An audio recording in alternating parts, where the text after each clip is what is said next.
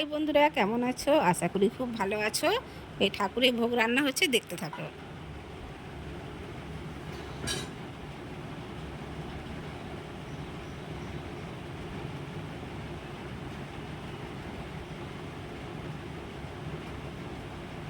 এটা কাশ্মীরি আলুর দম হবে।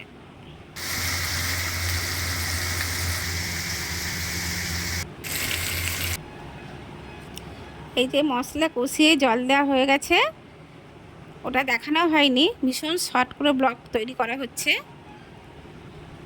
এই যে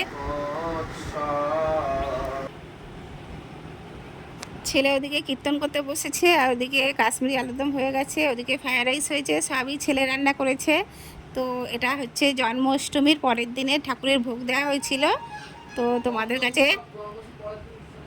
ওই জন্মাষ্টমী পরের দিন মানে হচ্ছে নন্দ উৎসব, তো উৎসবের দিন ঠাকুরকে ভোগ দেওয়া হয়েছিল, তা তোমাদের কাছে শেয়ার করা হয়নি।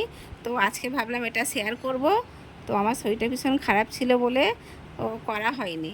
তো যাই হোক, ভিডিওটা দেখো, ভগবানকে কত সুন্দরভাবে ভোগ নিবেদন করা হয়েছে।